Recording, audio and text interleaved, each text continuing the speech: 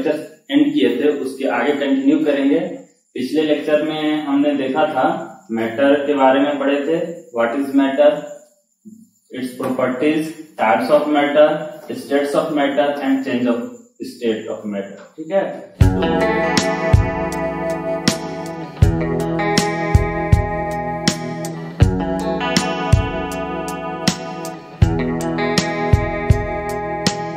तो change of state में हमने देखा था कि जो चेंज ऑफ स्टेट होता है पार्टिकुलर टेम्परेचर पे होता है, जिसमें हम एक्सप्लेन किए थे कि 3 तरह के टेम्परेचर होता है, जिसमें पहला होता है बॉइलिंग पॉइंट, दूसरा फ्रीजिंग पॉइंट एंड तीसरा मेल्टिंग पॉइंट। तो आज हम उसके आगे कंटिन्यू करेंगे। तो चेंज ऑफ स्टेट जब भी होता है तो चेंज ऑफ स्टेट में सपोज कीजिए पहले वो सॉलिड स्टेट में है और वो चेंज हो गया लिक्विड स्टेट में। तो हमने बताया था कि सॉलिड से लिक्विड में चेंज होने का जो प्रोसेस होता है उसको हम कहते हैं मेल्टिंग या फ्यूजन भी इसे बोलते हैं, या फिर इसे फ्यूजन भी बोलते हैं। और जिस टेम्परेचर पे सॉलिड लिक्विड और में चेंज होता है उस टेम्परेचर को हम क्या बोलते हैं, मेल्टिंग पॉइंट। ठीक है, तो सॉलिड जब लिक्विड में चेंज होगा तो कैसे चेंज होगा, तो इसे चेंज करने के लिए हमें कुछ हीट देनी पड़ेगी। मीन्स सपोज कीजिए अभी मेरे पास क्या है, बर्फ है, आइस है। ठीक है, इसमें आइस है ठीक है, और जब हम इसे हीट करेंगे, चाहे वो हीट कैसे भी मिले, ठीक है, डायरेक्टली हीट करके भी हम दे सकते हैं या फिर किसी हॉट ऑब्जेक्ट के कांटेक्ट में लाने से भी उसे हीट मिल सकता है। ठीक है, तो हम जब इसे हीट करेंगे तब जाकर क्या होगा, जो आइस है मेल्ट करेगा और मेल्ट कर वाटर में चेंज होगा। ठीक है, तो यहां पे हम इसे हीट दे रहे हैं। ठीक है, सपोज कीजिए एक और मेरे पास वाटर है, ठीक है, वाटर है जो 10 डिग्री सेल्सियस पे है, इसे हीट करके हमें 80 डिग्री सेल्सियस तक लाना है। ठीक है, 10 डिग्री सेल्सियस पर जो वाटर होता है कौन से फॉर्म में होता है, लिक्विड फॉर्म में होता है। और 80 डिग्री सेल्सियस पर भी वाटर किस फॉर्म में रहेगा, लिक्विड में ही रहेगा। क्यों, क्योंकि वाटर 0 डिग्री सेल्सियस पर आइस में चेंज होगा और 100 पे जाने के बाद वो वेपर बनेगा। अगर 10 पर वो लिक्विड है तो 80 पर भी लिक्विड ही रहेगा जब तक वो 100 तक नहीं पहुंचता है। 100 पर जब वाटर पहुंच जाएगा तब 100 डिग्री सेल्सियस पर जाने के बाद उसका स्टेट चेंज होना शुरू करता है और वो लिक्विड से वेपर में चेंज होता है। तो मेरे पास देखिए 2 तरह की हीट होती है। ठीक है, हम यहां भी हीट किए और यहां भी हीट किए। ठीक है, तो दोनों हीट में थोड़ा डिफरेंस है। मेरे पास 2 तरह की हीट होती है। ठीक है, हीट कितने तरह का होगा, 2 तरह का। एक को हम बोलते हैं स्पेसिफिक हीट एंड दूसरे को बोलते हैं लैटेंट हीट। ठीक है, तो आइए हम जानते हैं specific heat and latent heat में क्या डिफरेंस है। चलिए,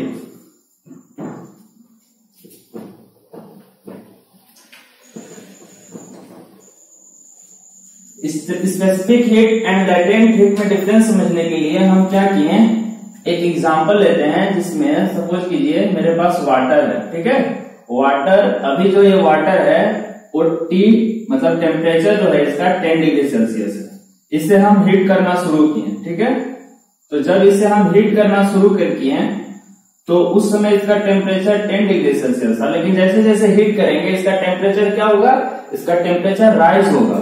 और राइज होकर के कैसे टेम्परेचर चेंज होगा, तो देखिए अभी वाटर मेरे पास कहां था, वाटर जो था वो 10 डिग्री सेल्सियस पर था। 10 डिग्री सेल्सियस पर जब था तो किस फॉर्म में रहेगा, लिक्विड के फॉर्म में रहेगा। ठीक है, अब क्या होगा, ये धीरे धीरे इसका टेम्परेचर राइज होगा। इसको हम क्या किए, हीट किए। ठीक है, ये जो इसे हम बोलते हैं डेल्टा।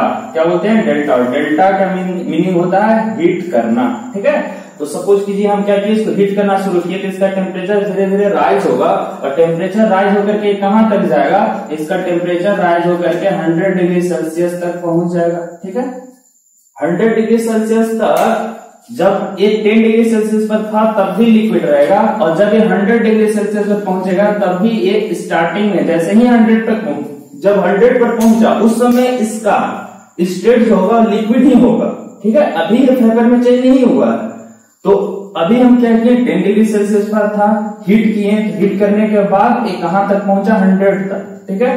100 तक पहुंचने के बाद फिर अब क्या होगा कि अगर फिर से हम इसको हीट करना शुरू किए, मतलब अब ये जो वाटर था मेरा 100 डिग्री सेल्सियस पहुंच गया, लेकिन फिर अगर हम इसे और हीट करेंगे तो और हीट करने से क्या होगा, ये जितना वाटर होगा वो धीरे धीरे बॉयल करना शुरू होगा, और बॉयल करके एक क्या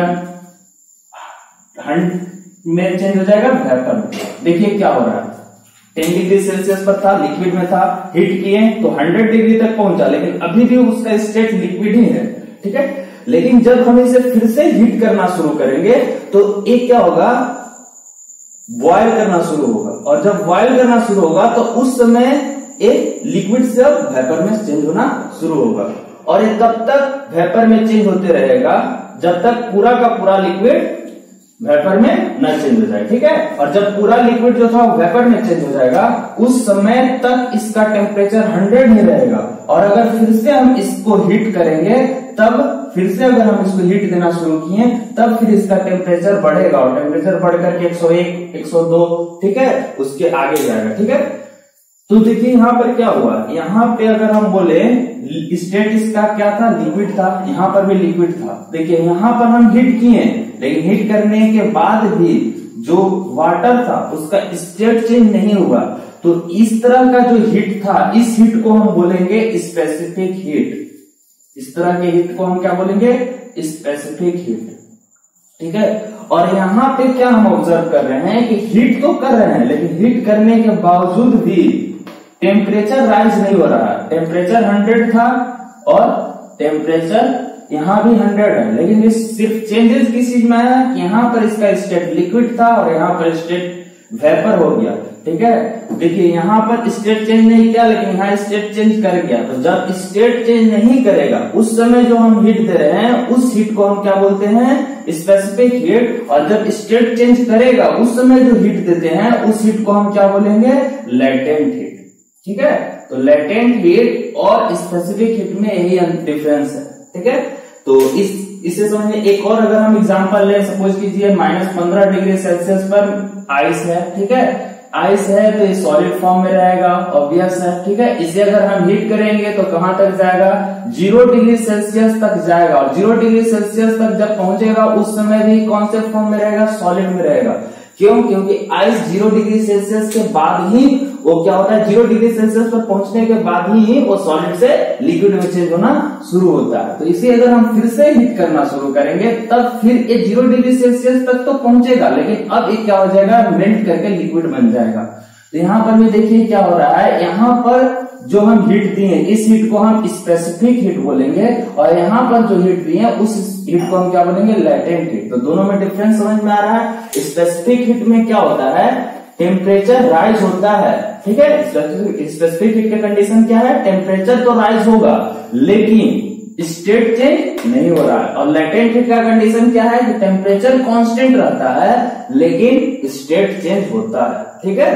तो ये दो कंडीशन है specific heat and latent heat को, जो यही दो कंडीशन दोनों को डिफ्रेंशिएट करता है। तो आइए हम दोनों के बीच जो डिफरेंसेस है उन डिफरेंसेस को 1 बाय 1 अब नोट करते हैं, ठीक है। तो मेरे पास दो तरह का हीट है, latent heat and specific heat, ठीक है। लेटेंट हीट में हम सबसे पहले क्या देखें कि टेम्परेचर जो है चेंज नहीं करता, इसका मीनिंग क्या हुआ, टेम्परेचर कांस्टेंट, ठीक है। स्पेसिफिक हीट में क्या होता है, टेम्परेचर चेंज करता है, मीन्स टेम्परेचर चेंजेस, चाहे तो टेम्परेचर राइज करेगा या टेम्परेचर डिक्रीज करेगा, ठीक है। सेकेंड मेरे पास क्या आता है, सेकेंड कंडीशन था कि लेटेंट हीट के जो कंडीशन होता है उस समय लेटेंट हीट जब हम देते हैं उस समय उसका फेज चेंज करता है। फेज चेंज करने का मतलब सॉलिड रहेगा तो लिक्विड में चेंज होगा, या लिक्विड सॉलिड में चेंज होगा, ठीक है। लिक्विड वेपर में चेंज होगा, वेपर लिक्विड में चेंज होगा, इस तरह का चेंजेस आएगा, ठीक है। लेकिन जब स्पेसिफिक हीट देते हैं उस समय क्या होता है कि मेरा फेज चेंज नहीं होता, फेज डज नॉट चेंजेस। तो ये मेरे पास दो मेन डिफरेंसेस है। अगर तीसरा डिफरेंस अगर हम बोले तो तीसरा डिफरेंस दोनों का हम डेफिनेशन लिख सकते हैं, ठीक है। लेटेंट हीट क्या है, तो देखिए हम क्या बोले कि मेरे पास वाटर है, ठीक है, वाटर है इसमें, और इसको हम क्या किए, हीट कर रहे हैं, ठीक है। हीट करने, अभी देखिए वाटर कहाँ है, 100 डिग्री सेल्सियस पर है, लेकिन ये 100 डिग्री सेल्सियस पर होते हुए भी किस फॉर्म में है, लिक्विड फॉर्म में है।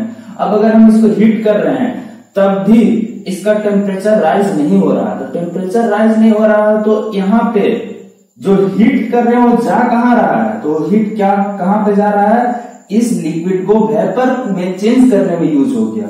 मीन्स देखिए हीट करने के बावजूद भी टेम्परेचर राइज नहीं हो रहा है, इसका मीनिंग क्या हुआ कि जो हीट था वो कहाँ गया, तो लिक्विड को वेपर में चेंज करने में काम आया, ठीक है। और इस तरह का जो हीट है हमें ऑब्जर्व नहीं हो रहा है, हमें लग रहा है कि हाँ तो हीट यूज ही नहीं हुआ, क्यों नहीं हुआ, क्योंकि उसका टेम्परेचर राइज नहीं हुआ, लेकिन यूज हो रहा है स्टेट को चेंज करने में। इसीलिए इस हीट को हम लेटेंट हीट बोलते हैं। लेटेंट हीट को हिंदी में बोला जाता है गुप्त उष्मा, ठीक है। गुप्त इसलिए बोलते हैं क्योंकि ये हीट हमारे ऑब्जर्वेशन में नहीं आता, ठीक है, इसीलिए इसे हम बोलते हैं गुप्त उष्मा, ठीक है। तो इसका डेफिनेशन अगर हम बोले तो क्या है, the heat given to substance during change of its state is called latent heat. और अगर हम बोले स्पेसिफिक हीट, तो स्पेसिफिक हीट क्या होता है, the heat required to change the, या चेंज हीट दे रहे हैं तो क्या होगा, टेम्परेचर तो राइज नहीं करेगा हीट देने के बाद, to raise the temperature of substance, ठीक है। यहाँ पे हम उसका मास भी डिफाइन कर देते हैं, ठीक है, कितने 1 kg substance by 1 degree Celsius temperature is called specific heat, ठीक है। मीन्स 1 kg अगर मेरे पास सब्सटेंस है तो उसका टेम्परेचर 1 डिग्री सेल्सियस राइज करने के लिए जो हीट रिक्वायर्ड होगा उसको हम स्पेसिफिक हीट कहेंगे। तो इस तरह से मेरे पास 3 डिफरेंसेस आ गया, ठीक है। तो मेरे ख्याल से अब आप समझ गए होंगे लेटेंट हीट और स्पेसिफिक हीट क्या होता है, दोनों में क्या डिफरेंसेस होता है, ठीक है। तो अब हम अपने नेक्स्ट टॉपिक की तरफ चलते हैं, जिसमें एक देखिए, हम बार बार जब टेम्परेचर का बात करते हैं तो टेम्परेचर को आप लोग सुने होंगे, मेजर करने के लिए हम बहुत सारे डिवाइसेस यूज करते हैं, जिसमें आप थर्मोमीटर का यूज किए होंगे, थर्मोमीटर का नाम भी सुने होंगे। उसके अलावा भी और भी डिवाइसेस होते हैं जिनके बारे में हमें आगे की क्लास में पढ़नी होती है। लेकिन टेम्परेचर का जो यूनिट होता है वो बहुत 2-3 यूनिट होता है, जिसके बारे में आप सुन चुके होंगे अभी तक। तो अब हम उसी को पढ़ेंगे। तो हमारा नेक्स्ट टॉपिक क्या है, temperature scale. Temperature scale means जैसे हम देखिए मीटर स्केल, मीटर स्केल क्या होता है, एक ऐसा स्केल है जिसके थ्रू हम लेंथ को मेजर करते हैं, और लेंथ को मेजर करने के लिए मीटर स्केल पर डिफरेंट टाइप्स का मेजरमेंट दिया होता है। मीटर में दिया रहता है, मिलीमीटर में दिया रहता है, सेंटीमीटर में दिया रहता है, किसी किसी स्केल पर इंच में दिया रहता है, फीट में दिया रहता है। उसी तरह से टेम्परेचर स्केल भी डिफरेंट टाइप का होता है, जिसमें हमें हमारी क्लासेस में 3 तरह के टेम्परेचर स्केल के बारे में पढ़ना होता है, ठीक है। जो पहला टेम्परेचर स्केल है उसे हम बोलते हैं फ़ारेनहाइट स्केल, ठीक है। सेकेंड वाले को बोलते हैं degree Celsius scale, and third वाले को क्या बोलते हैं, डिग्री केल्विन स्केल। तो ये जो डिग्री केल्विन स्केल है इसे बोलते हैं केल्विन, यही हमारा एसआई, इसे नीचे लिख देते हैं। ये क्या है हमारा एसआई यूनिट होता है टेम्परेचर का, क्या एसआई यूनिट होता है, डिग्री केल्विन, ठीक है। तो 3 तरह का स्केल के बारे में हमें पढ़ना है। हम देखे हैं, हम लोग जानते हैं कोई भी स्केल इसी तरह का रहता है, ठीक है। एक इस तरह का स्केल रहता है जिस पर डिफरेंट इस तरह का मेजरमेंट रहता है, मीटर स्केल भी आप देखे होंगे। तो इसी तरह से टेम्परेचर स्केल पर भी क्या होता है, डिफरेंट मेजरमेंट होता है, ठीक है। डिफरेंट मेजरमेंट टेम्परेचर स्केल के सबसे नीचे वाला जो मेजरमेंट होता है उसे हम बोलते हैं लोअर लिमिट या फिर लोअर रीडिंग बोलते हैं, ठीक है। और अब यहाँ पे जो अपर पॉइंट है, अपर मेजरमेंट को हम क्या बोलते हैं, हायर रीडिंग। तो ये टेम्परेचर स्केल है। ठीक है, देखिए फ़ारेनहाइट का जो हायर रीडिंग होता है वो होता है 212 डिग्री फ़ारेनहाइट, और लोअर रीडिंग जो होता है वो 32 डिग्री फ़ारेनहाइट होता है। ठीक है, डिग्री सेल्सियस का जो हायर रीडिंग होता है वो 100 डिग्री सेल्सियस होता है, और लोअर रीडिंग कितना होता है 0 डिग्री सेल्सियस। और डिग्री केल्विन का जो हायर रीडिंग होता है वो होता है 373 केल्विन। ठीक है, ऐसे इसे अगर हम लेफ्ट साइड में लिख देते हैं इसे 373.15 केल्विन एग्जैक्ट वैल्यू होता है, लेकिन हम फॉर इजियर कैलकुलेशन इसे हम क्या ले लेते हैं, इसका वैल्यू जो लेते हैं 373 केल्विन लेते हैं। ठीक है, इजियर कैलकुलेशन को इजी बनाने के लिए। उसी तरह से इसका जो लोअर रीडिंग होता है वो होता है एग्जैक्ट वैल्यू होता है 273.15 केल्विन, लेकिन इस वैल्यू को हम कैलकुलेशन में इजी बनाने के लिए हम क्या लेते हैं 273 केल्विन इसका वैल्यू लेकर के कैलकुलेशन करते हैं। तो हम तीनों स्केल का लोअर रीडिंग और हायर रीडिंग देख चुके हैं। इसमें एक चीज याद रखनी होती है कि लोअर रीडिंग जो है वो किस चीज से डिफाइंड होती है। लोअर रीडिंग जो होता है it denotes freezing point of water.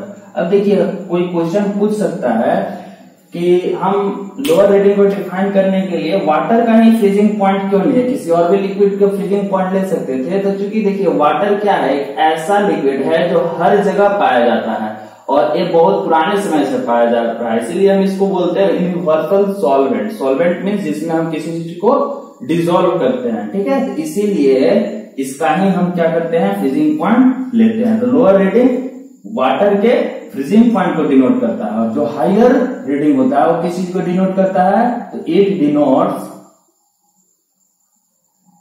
Denotes boiling point. Boiling point को बीपी से लिख रहे हैं, बॉइलिंग पॉइंट ऑफ वाटर। ठीक है, तो इस तरह से स्केल का हायर रीडिंग और लोअर रीडिंग हम देख चुके हैं। अगर अगर तीनों स्केल के हायर रीडिंग और लोअर रीडिंग अगर हम याद रखते हैं तो हम किसी भी टेम्परेचर को एक रीडिंग से दूसरे रीडिंग में चेंज कर सकते हैं। जैसे कि अगर कोई बोला कि 98 डिग्री फ़ारेनहाइट को डिग्री सेल्सियस में चेंज कीजिए, तो उसे हम आसानी से चेंज करते हैं। कैसे कर सकते हैं, कैसे, तो इन्हीं तीनों स्केल का यूज करके। अब कैसे कर सकते हैं इसे समझने के लिए आइए हम देखते हैं। तो चलिए हमें एक फॉर्मूला याद रखना होगा। देखिए टेम्परेचर, ठीक है, in degree Fahrenheit minus lower reading divided by upper reading minus lower reading is equal to temperature in degree Celsius minus lower reading divided by upper reading minus lower reading is equal to temperature in degree Kelvin minus lower reading divided by upper reading minus lower reading. ठीक है, देखिए ये क्या है, अगर मान लीजिए आपको पूछा क्वेश्चन दिया डिग्री फ़ारेनहाइट को चेंज करना डिग्री सेल्सियस में, मीन्स डिग्री फ़ारेनहाइट में दिया हुआ है सेल्फ चेंज करना है इसमें, तो हम क्या करेंगे, ये दोनों इक्वेशन को इक्वेट करेंगे और क्वेश्चन को सॉल्व करेंगे। ठीक है, तो इसको याद रखने के लिए थोड़ा हम और इसको इजी बनाते हैं। टेम्परेचर इन डिग्री फ़ारेनहाइट को सिर्फ एफ से डिनोट कर दिए, तो F minus L R divided by U R minus L R. ठीक है, और यहाँ पे degree temperature in degree Celsius को सिर्फ सी से डिनोट कर दिए, तो C minus L R divide by U R minus L R, और केल्विन को के से डिनोट करके। ठीक है, इस तरह से हम अपना एक इक्वेशन बना लिए और इस इक्वेशन को याद रखना है। ठीक है, और इसी को यूज करके हम डिफरेंट टेम्परेचर्स को एक यूनिट से दूसरे यूनिट में चेंज करेंगे। ठीक है, तो आइए हम कुछ क्वेश्चंस लेकर के बनाते हैं और समझते हैं कि कैसे चेंज होता है एक रीडिंग से दूसरे रीडिंग में। ठीक है, हम 3 टेम्परेचर ले रहे हैं, एक 37 डिग्री सेल्सियस, ठीक है, सेकेंड -40 डिग्री सेल्सियस, और दोनों को दो टेम्परेचर लिए हुए हैं, दोनों को क्या करना है, फाइंड या चेंज, ठीक है, इन डिग्री फ़ारेनहाइट। ये दोनों टेम्परेचर को डिग्री फ़ारेनहाइट में चेंज करना है। ठीक है। 37 डिग्री जो होता है याद रखिएगा ये हमारा बॉडी टेम्परेचर होता है, ठीक है, इसीलिए इसे हम लिए हुए हैं। और बॉडी टेम्परेचर हमें फ़ारेनहाइट में भी याद रखनी पड़ती है, इसीलिए हम इसको चेंज करके देखते हैं। और ये जो -40 डिग्री सेल्सियस है ये एक स्पेशल टाइप का टेम्परेचर है, ठीक है। ऐसा टेम्परेचर है जो आगे हम देखेंगे इसका वैल्यू फ़ारेनहाइट में क्या आता है, उसके बाद हम बताएंगे कि क्यों स्पेशल है, ठीक है। देखिए 37 डिग्री सेल्सियस को हमें किस में चेंज करना है, फ़ारेनहाइट में। तो मेरे पास जो इक्वेशन था उसमें हम क्या करेंगे, सेल्सियस और फ़ारेनहाइट का इक्वेशन इक्वेट करेंगे। तो सेल्सियस का था C - LR divide by UR - LR, और फ़ारेनहाइट का क्या था, F - LR divide by UR - LR। अब हम इसमें अपना वैल्यूज पुट करेंगे। देखिए C का वैल्यू दिया हुआ है 37, ठीक है, माइनस यहाँ पे जो LR है, LR का मीनिंग क्या होगा कि लोअर रीडिंग, किसका लोअर रीडिंग, तो सेल्सियस स्केल का। सेल्सियस स्केल का लोअर रीडिंग कितना था 0, और अपर रीडिंग कितना था 100, फिर लोअर रीडिंग कितना था 0। तो इस तरह से हम इसका वैल्यू पुट कर दिए। यहाँ पे अगर हम आते हैं तो F का वैल्यू नहीं पता, निकालना है। लोअर रीडिंग लेकिन हमें पता है फ़ारेनहाइट स्केल का कितना 32, और अपर रीडिंग कितना होता है 212, लोअर रीडिंग 32। इस तरह से अगर हम यहाँ से इस इक्वेशन को सॉल्व करके F का अगर वैल्यू कैलकुलेट करते हैं तो ये आता है 98.6 डिग्री फ़ारेनहाइट, ठीक है। F का वैल्यू बढ़ गया।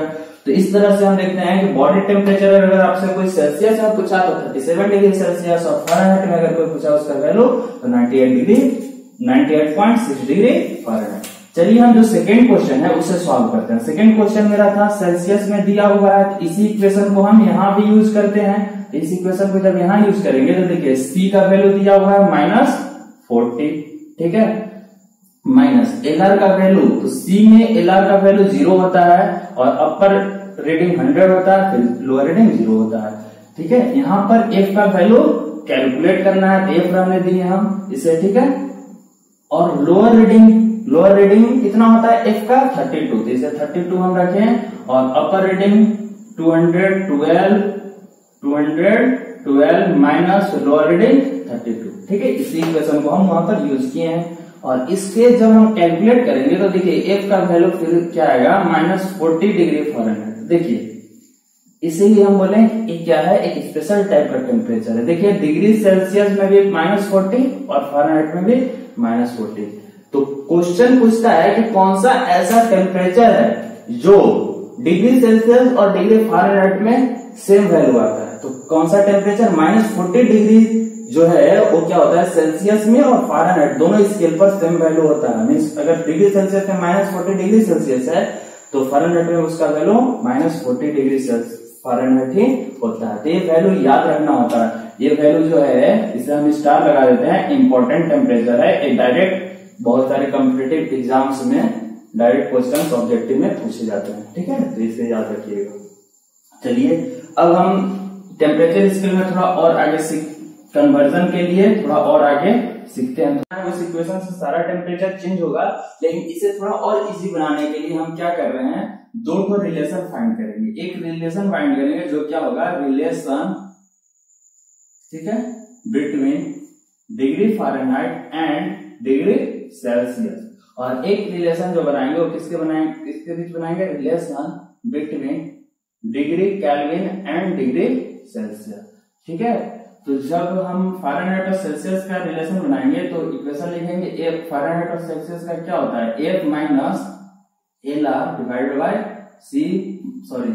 UR माइनस LR, ठीक है, equal to C minus LR divide by UR minus LR। तो यहाँ देखिए क्या होता है, F का वैल्यू तो हमें ना, तो यहाँ इसमें हमें F का वैल्यू पता है ना, तो C का, दोनों में रिलेशन निकालना है, तो उसे F और C ही रहने दे रहे हैं। तो F LR यहाँ क्या है, तो फ़ारेनहाइट स्केल का लोअर रीडिंग। फ़ारेनहाइट स्केल का लोअर रीडिंग कितना होता है, तो हम पाते हैं कि इसका 32 होता है, अपर रीडिंग 212 होता है, लोअर रीडिंग 32 होता है। फिर C हमें नहीं पता है तो C को C ही रहने देते हैं। लोअर रीडिंग कितना होता है 0, अपर रीडिंग 100 माइनस 0। इसे सॉल्व करेंगे, सॉल्व करने पर देखिए क्या आता है, तो F minus 32 180 that is equal to C divide by 100, ठीक है। तो इसे और थोड़ा 1010 कट जाएगा, ठीक है, ये 5 बार में, और ये, ठीक है, ये 5 से इसमें क्रॉस मल्टीप्लिकेशन करेंगे तो 5F minus 160 that is equal to 9C। तो देखिए यहां से क्या आ जाएगा, 5F 5F is equal to 9C plus 160। यहां से क्या आ जाएगा, F is equal to 9/5C plus 32। ठीक है, तो ये हमारा इक्वेशन आ गया जो कि F और C में रिलेशन बताता है। इंपॉर्टेंट रिलेशन है जो आप डायरेक्टली F और C के लिए यूज कर सकते हैं। ठीक है, इसे याद भी रख सकते हैं। अगर ये याद नहीं है तो हम फिर बेसिक जो हमारा इक्वेशन है ये वाला यहाँ से स्टार्ट करेंगे किसी भी क्वेश्चन को बनाने के लिए। ठीक है, चलिए relation between degree kelvin and degree Celsius हम देख लेते हैं। इसके लिए भी इसी तरह का फॉर्मूला, केल्विन के लिए K minus LR divide by UR minus LR, और सेल्सियस के लिए C minus LR divide by UR minus LR, equation use करेंगे। देखिए यहाँ पर क्या है, तो K का वैल्यू नहीं पता है, LR क्या होता है केल्विन में, तो 273 हम बताएं कि कैलकुलेशन इजी करने के लिए हम 273 लेंगे। अपर रेटिंग इसका कितना होता है 373, लोअर रेटिंग 273, और C का वैल्यू नहीं पता है, LR का वैल्यू 0, UR का वैल्यू 100 माइनस 0। ठीक है, इसे जब सॉल्व करेंगे तो मेरा आएगा K is equal to C plus 273। ठीक है, तो इस इक्वेशन को हम यूज करेंगे। मीन्स अगर देखिए वैल्यू आपका C में दिया हुआ है, डिग्री सेल्सियस में दिया हुआ है, तो उसे केल्विन में चेंज करने के लिए हम उसमें 273 ऐड कर देंगे। और अगर मान लीजिए केल्विन में दिया हुआ है, इसी इक्वेशन को जब ऐसे भी लिख सकते हैं, तो केल्विन में अगर वैल्यू दिया हुआ है उसे चेंज करना है सेल्सियस में, तो हम 273 माइनस कर देंगे। ठीक है, जैसे कि आपसे क्वेश्चन पूछा, मान लीजिए क्वेश्चन है कि 25 डिग्री सेल्सियस है, इसे केल्विन में चेंज करना है, तो हम क्या करेंगे, केल्विन में चेंज करने के लिए K बराबर 25 प्लस 273 मीन्स 273 ऐड कर देंगे, तो ये कितना आ जाएगा 298 केल्विन। इस तरह से हम आसानी से डायरेक्टली इसका आंसर लिख सकते हैं। ठीक है, ये रिलेशन हम सीख चुके हैं। अब हम अपने नेक्स्ट टॉपिक की ओर चलते हैं।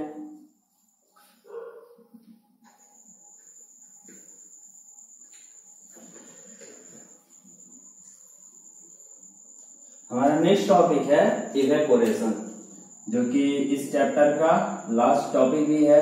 इसी टॉपिक में बाकी टॉपिक्स भी डिस्कस होंगी। इवेपोरेशन क्या होता है, तो देखिए इवेपोरेशन में सबसे पहला जो इसका प्रॉपर्टीज है वो क्या है कि सरफेस फिनोमिना होता है। मीन्स इवेपोरेशन सरफेस पे होता है। ठीक है, सरफेस और इवेपोरेशन का प्रोसेस होता है वो क्या होता है कि लिक्विड इसमें चेंज होता है वेपर में। तो हम बोल सकते हैं कि इवेपोरेशन क्या है, इवेपोरेशन एक सरफेस फिनोमिना है जिसमें क्या है, सरफेस फिनोमिना है जिसमें क्या होता है कि कोई भी लिक्विड वेपर में चेंज होता है। ठीक है, इसका कंडीशन, सबसे पहला कंडीशन क्या है कि लिक्विड क्या होगा, वेपर में चेंज होगा। दूसरा कंडीशन क्या है कि सरफेस फिनोमिना है। और एक तीसरा इसका एक और कंडीशन है कि इवेपोरेशन का जो प्रोसेस होगा, देखिए हम इससे पहले भी पढ़ चुके हैं कि लिक्विड जब वेपर में चेंज होता है तो इस प्रोसेस को क्या बोले थे हम, बॉइलिंग भी बोल रहे थे और वेपोराइजेशन भी बोले थे। तो वेपोराइजेशन का जो प्रोसेस होता है क्या होता था, एक सर्टेन टेम्परेचर पे होता था। बॉइलिंग किस टेम्परेचर पे होता है, एक सर्टेन टेम्परेचर पे होता है जिसको हम बोलते हैं बॉइलिंग पॉइंट। बॉइलिंग पॉइंट हम डिफाइन किए थे, क्या था, एक ऐसा टेम्परेचर था जिस टेम्परेचर पे कोई लिक्विड वेपर में चेंज हो रहा है। तो इस प्रोसेस को हम बोले थे वेपोराइजेशन, और जिस टेम्परेचर पे वो बॉइल कर रहा था उसको हम बॉइलिंग पॉइंट कर रहे थे। लेकिन यहाँ पे भी लिक्विड वेपर में चेंज हो रहा है, तो इसे भी हम इसे क्या बोलेंगे, इवेपोरेशन बोलेंगे। लेकिन यहाँ इवेपोरेशन और एक वेपोराइजेशन दोनों में डिफरेंस है। डिफरेंस क्या है, इवेपोरेशन जो होता है वो किसी भी टेम्परेचर पे हो सकता है। मीन्स बॉइलिंग पॉइंट से लोअर टेम्परेचर में। सपोज कीजिए कि अगर कोई वाटर है जो वाटर कितने डिग्री सेल्सियस पे बॉइल करता है, 100 डिग्री सेल्सियस पे, तो बॉइल करेगा कितने पे, कोई पूछेगा कि बॉइल कितना पे करेगा, तो 100 डिग्री सेल्सियस पे। वेपोराइज कितना पे करेगा, तो वेपोराइजेशन का भी प्रोसेस जो होगा वो भी 100 डिग्री सेल्सियस पे होगा। लेकिन इवेपोरेशन कितने पे होगा, तो इवेपोरेशन जो होगा वो 100 से बिलो टेम्परेचर पे भी हो सकता है। ठीक है, कैसे होता है तो उस चीज को हम अभी समझेंगे। ठीक है, तो चलिए मेरा तीसरा एक कंडीशन क्या निकल गया आया कि इवेपोरेशन जो होता है वो बिलो बॉइलिंग पॉइंट भी हो सकता है।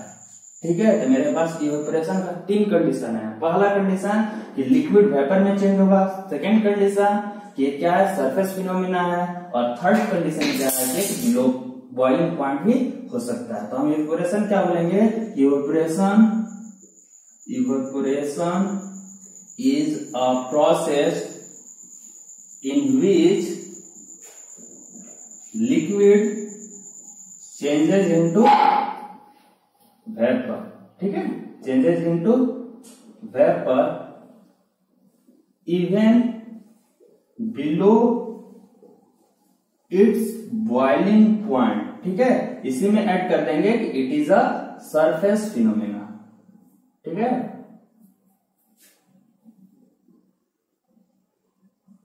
सरफेस फिनोमेना के मीनिंग क्या हुआ? तो देखिए दो तरह का फिनोमेना होता है, एक बल्क फिनोमेना और दूसरा सरफेस फिनोमेना। जो बल्क फिनोमेना होता है वो क्या होता है, तो आइए समझते हैं।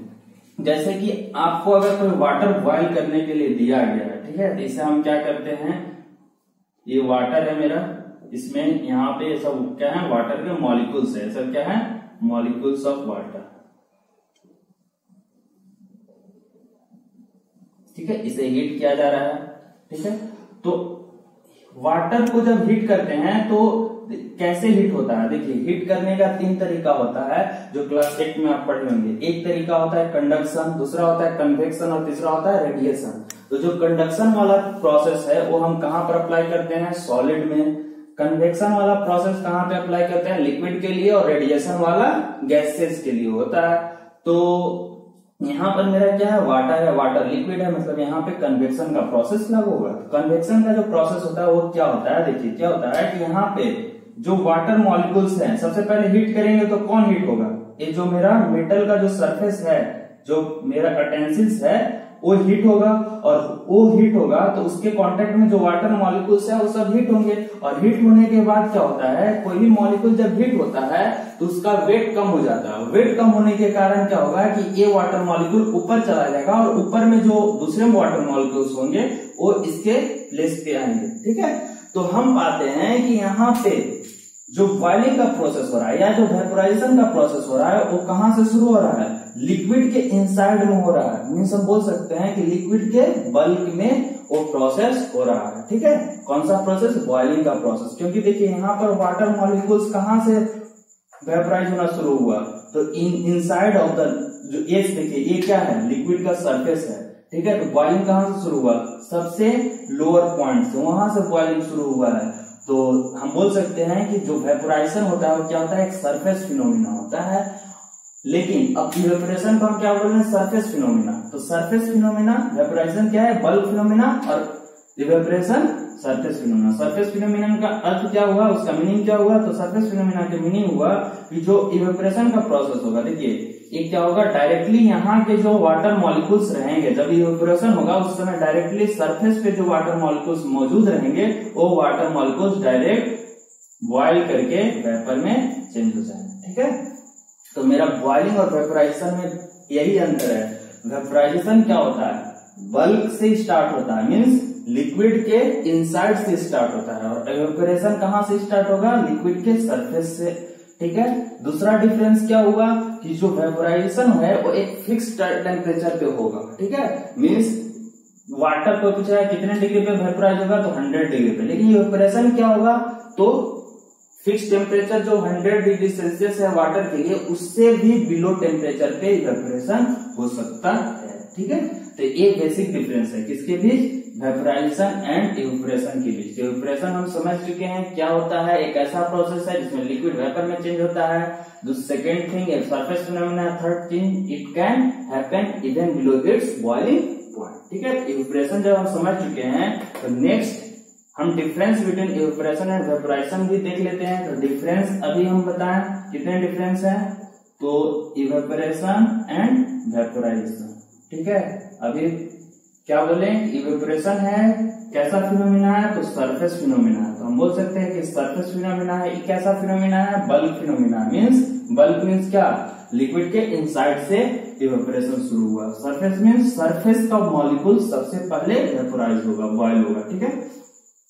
उसके बाद सेकेंड डिफरेंस हम क्या बोले, इवेपोरेशन जो होता है वो बिलो बॉइलिंग पॉइंट हो सकता है, it can happen even below it's boiling point. और ये क्या होता है, फिक्स टेम्परेचर पे होता है, मीन्स एट सर्टेन टेम्परेचर। और जो सर्टेन टेम्परेचर होता है उस सर्टेन टेम्परेचर को हम क्या बोलते हैं, बॉइलिंग पॉइंट बोलते हैं। तो ये दोनों डिफरेंस है इवेपोरेशन एंड वेपोराइजेशन में, जो इसकी बेसिक डिफरेंस होता है, ठीक है। तो आइए हम अपने नेक्स्ट टॉपिक पे चलते हैं, जो कि इवेपोरेशन में ही एक और टॉपिक है हमें इंडिकेट किए हुए हैं, इवेपोरेशन के factors, means factors of evaporation.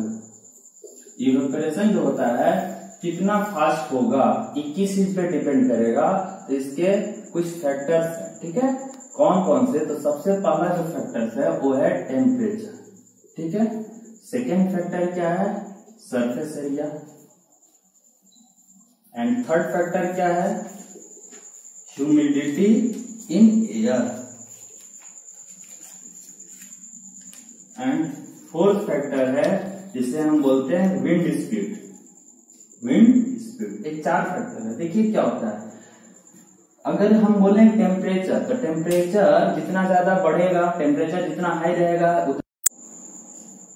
तो आइए चलते हैं हम अपने इवेपोरेशन के नेक्स्ट टॉपिक पे। यहाँ देखिए इंडिकेट किए हुए हैं हम, इवेपोरेशन का जो नेक्स्ट टॉपिक है, इवेपोरेशन के इनसाइड में ही आता है फैक्टर्स।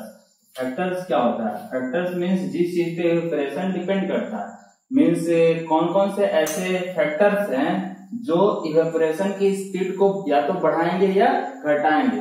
तो हम 1 by 1 सारे फैक्टर्स एक्सप्लेन करेंगे। तो फैक्टर्स ऑफ इवेपोरेशन, सबसे पहले तो हम ये नोट करेंगे कि कौन कौन से फैक्टर्स हैं जिसपे इवेपोरेशन का स्पीड डिपेंड करेगा। तो सबसे पहला फैक्टर आता है जिसे हम क्या बोलते हैं, टेम्परेचर। तो देखिए टेम्परेचर क्या होता है, और सेकेंड 1 by 1 पहले लिख लेते हैं। तो सेकेंड क्या है, जिसे हम बोलते हैं wind speed, wind speed. And third factor क्या है, थर्ड फैक्टर है humidity in air, and fourth factor है इस जो सरफेस एरिया, ठीक है। तो 1 by 1 हम सभी को समझते हैं। देखिए टेम्परेचर जितना ज्यादा हम टेम्परेचर राइज करेंगे, मीन्स जितना हाई टेम्परेचर होगा उतना ही ज्यादा वाटर इवेपोरेट होगा। आप देखे होंगे कि अगर कोई पॉन्ड है तो पॉन्ड में क्या होता है, वाटर होता है, ठीक है। तो समर के दिन में ज्यादा उसका वाटर क्या होता है, हॉट होता है। हॉट होने के कारण वो ज्यादा इवेपोरेट हो पाएगा, ज्यादा बॉयल हो पाएगा, ज्यादा वाटर वेपर में चेंज हो पाएगा। मीन्स हम बोल सकते हैं कि टेम्परेचर जितना ज्यादा होगा उतना ही ज्यादा इवेपोरेशन होगा। मीन्स हम बोल सकते हैं कि rate of evaporation, rate means speed, ठीक है। तो रेट ऑफ इवेपोरेशन जो होता है वो क्या होता है, rate of evaporation is directly proportional to temperature. जितना हाई टेम्परेचर होगा उतना ही ज्यादा इवेपोरेशन होगा। टेम्परेचर बढ़ेगा तो इवेपोरेशन ज्यादा होगा, टेम्परेचर कम होगा तो इवेपोरेशन कम होगा। सेकेंड क्या है, विंड स्पीड। तो देखिए विंड स्पीड पे इवेपोरेशन कैसे डिपेंड करता है। आप लोग देखे होंगे कि अगर आप अपने क्लोथ्स को, ठीक है, जो वॉश किए हुए जो क्लोथ्स होते हैं उन्हें अगर हम फैन के सामने रख देते हैं तो वो फैन से जो विंड आता है उस विंड के कारण वो ड्राई हो जाते हैं। ड्राई क्यों होते हैं, क्योंकि जो क्लोथ थे उसमें से जो वाटर मॉलिक्यूल्स थे वो इवेपोरेट हो गए। मीन्स वाटर मॉलिक्यूल्स जो लिक्विड के रूप में थे वो वेपर में चेंज होकर के एटमॉस्फेयर में चले गए।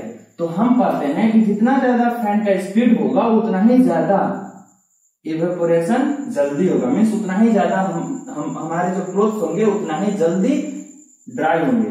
तो कह सकते हैं कि जो इवेपोरेशन होता है, मीन्स रेट ऑफ इवेपोरेशन जो होगा, रेट ऑफ इवेपोरेशन, ठीक है, इज डायरेक्टली प्रोपोर्शनल टू क्या, विंड स्पीड। विंड स्पीड जितना ज्यादा उतना ही जल्दी इवेपोरेट होगा, ठीक है।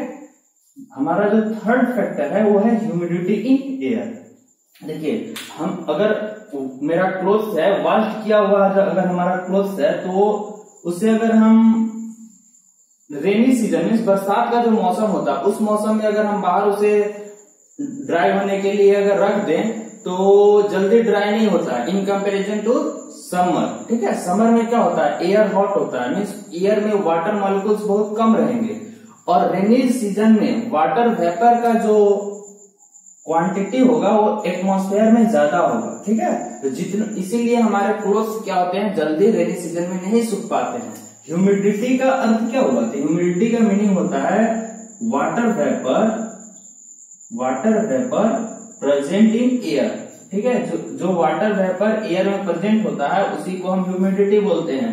तो जितना ज्यादा वाटर वेपर एयर में प्रेजेंट होगा उतना ही मेरा क्लोथ्स ड्राई होने में क्या होगा, टाइम ज्यादा लगेगा। ठीक है, मीन्स हम बोल सकते हैं कि जो इवेपोरेशन होता है वो ह्यूमिडिटी के इनवर्सली प्रोपोर्शनल होता है। मीन्स वाटर वेपर जितना ज्यादा उतना ही टाइम लगेगा हमारे क्लोथ्स को ड्राई होने में। क्लोथ्स को ड्राई होने में टाइम क्यों लग रहा है, क्योंकि इवेपोरेशन का रेट कम हो गया है। इसीलिए हम क्या यहाँ पाते हैं कि जो इवेपोरेशन होता है वो evaporation is inversely proportional to humidity. जितना ह्यूमिडिटी और इवेपोरेशन का जो रिलेशन है वो इनवर्सली प्रोपोर्शनल का होता है।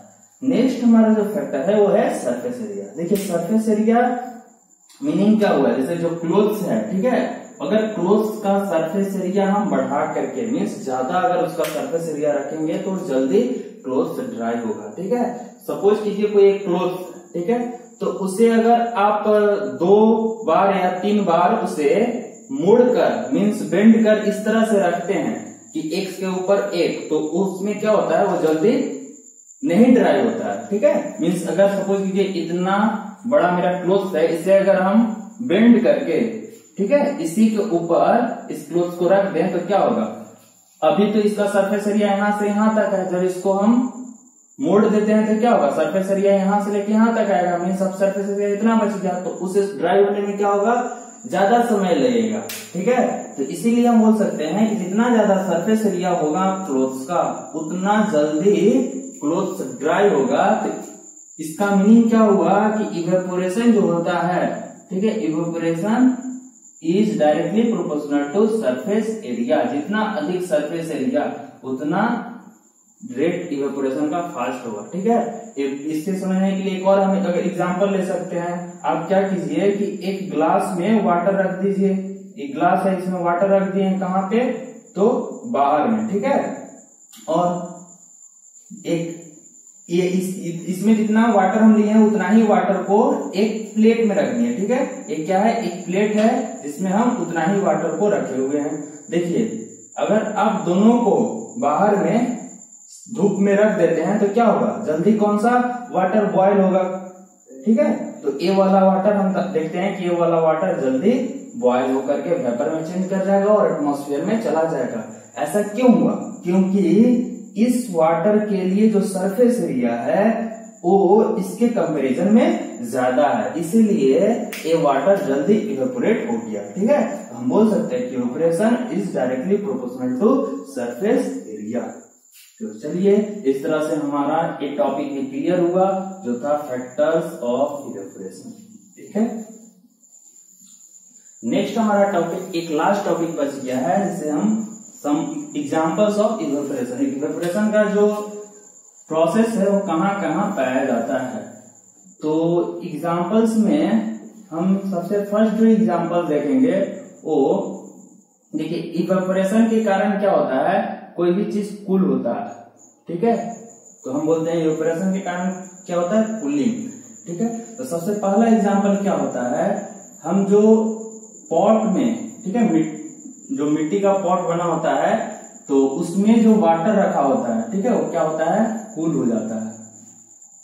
ऐसा क्यों होता है, ठीक है, तो आइए समझते हैं इस चीज को।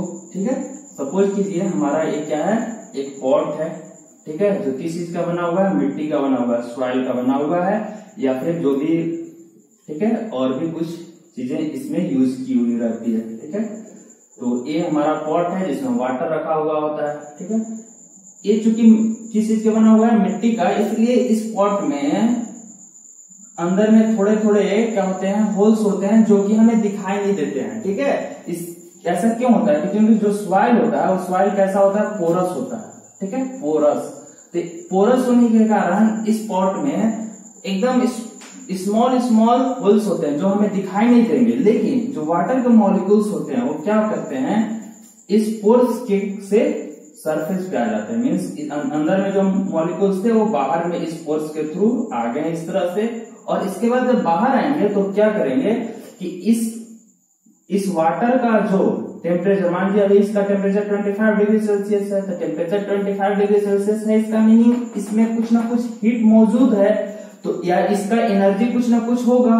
तो क्या करेगा, ये जो वाटर मॉलिक्यूल्स बाहर कैसे आए, तो इस इस वाटर का मतलब इनसाइड में जो वाटर है उसी वाटर का एनर्जी को ये ले करके और उस एनर्जी को देखिए, कोई भी चीज एनर्जी जब गेन करता है तो एक्साइट हो जाता है और एक्साइटमेंट के में वो बाहर आ जाते हैं। ठीक है, तो क्या हुआ कि ये जो वाटर मॉलिक्यूल्स हैं वो इस वाटर का एनर्जी ले करके और खुद कहाँ आ गए, वाटर के सरफेस पे आ गए। और चूंकि यहाँ से एनर्जी ये ले चुके हैं तो ये क्या हो गए, लिक्विड से वेपर में चेंज हो गए। मीन्स इसके अंदर जब वाटर मॉलिक्यूल्स थे तो वो क्या थे, लिक्विड स्टेट में थे, लेकिन वो पोर्स से जो पोर्स थे, ठीक है,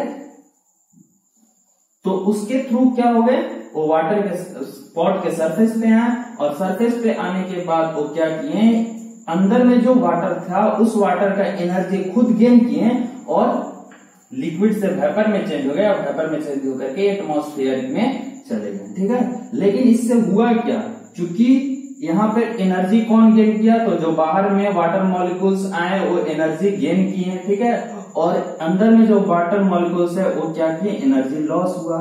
इनका चूंकि एनर्जी लॉस हुआ है इसलिए एनर्जी लॉस होने के कारण इनका टेम्परेचर क्या होगा, डिक्रीज होगा। तो ये अगर स्टार्टिंग में 25 डिग्री सेल्सियस पे थे तो हो सकता है कि ये अब 20 डिग्री सेल्सियस पर आ जाए।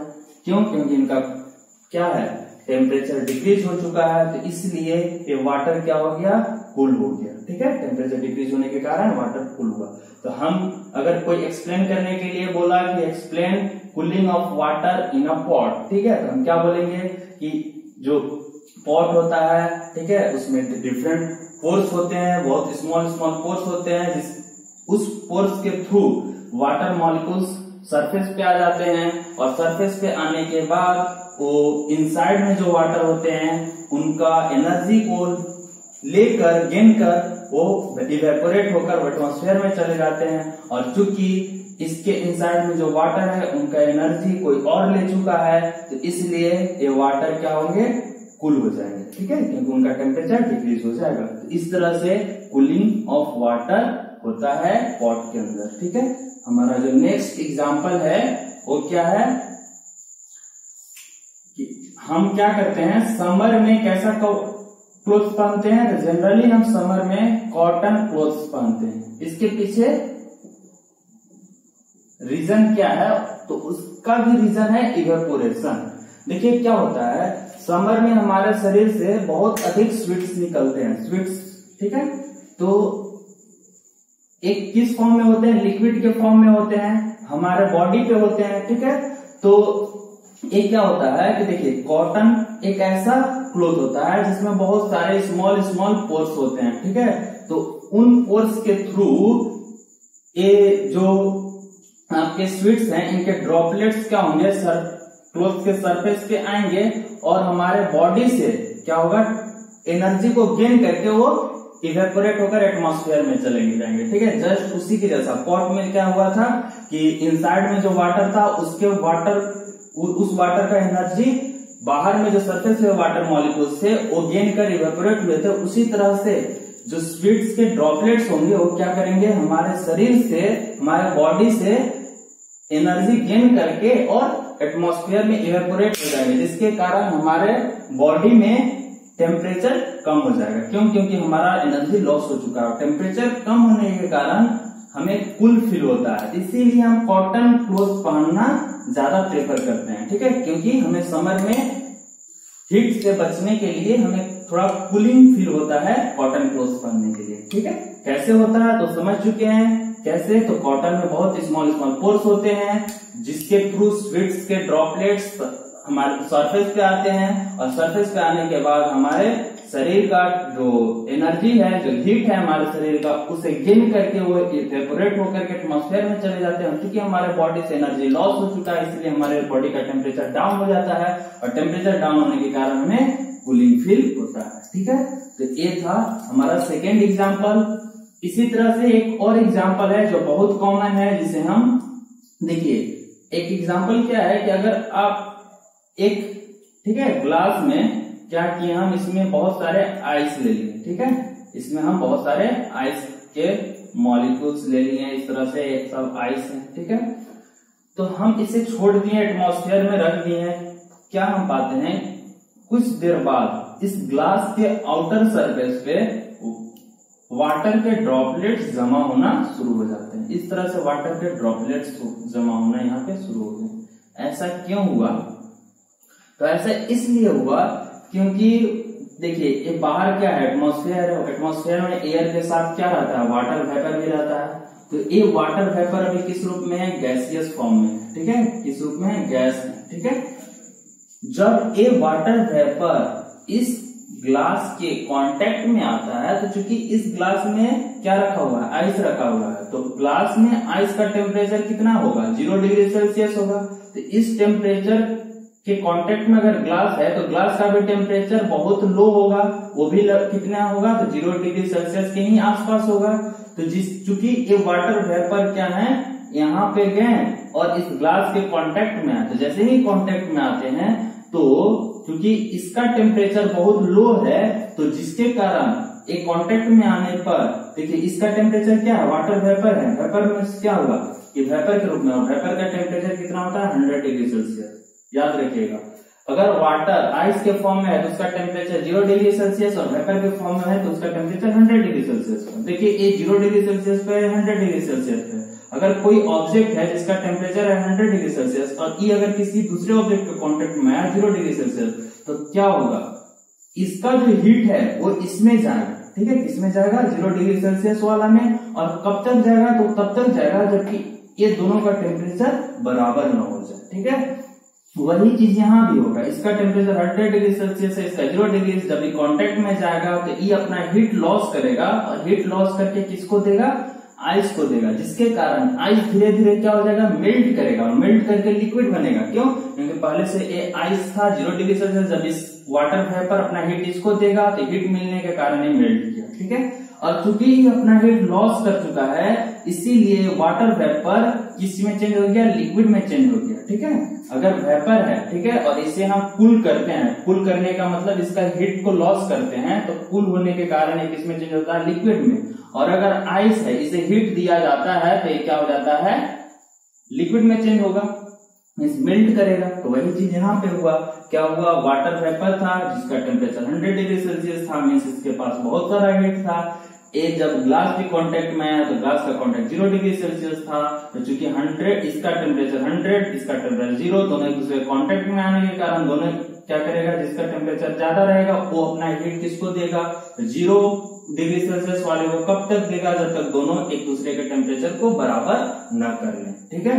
तो इस तरह से ये अपना हीट लॉस किया और आइस हीट गेन किया। तो चूंकि आइस हीट गेन किया है इसलिए ये मेल्ट किया, और वेपर जो था क्या किया, हीट को लॉस किया है। तो हीट लॉस करने के कारण वेपर किस चीज में चेंज हो गया, लिक्विड के फॉर्म में चेंज हो गया, ठीक है। वही लिक्विड हमें यहाँ ग्लास के सरफेस पे ड्रॉपलेट्स के रूप में नजर आते हैं, ठीक है। तो इस तरह से हमारा इस चैप्टर कंप्लीट होता है। हमने 1 बाय 1 सारे टॉपिक्स को कवर कर चुके हैं।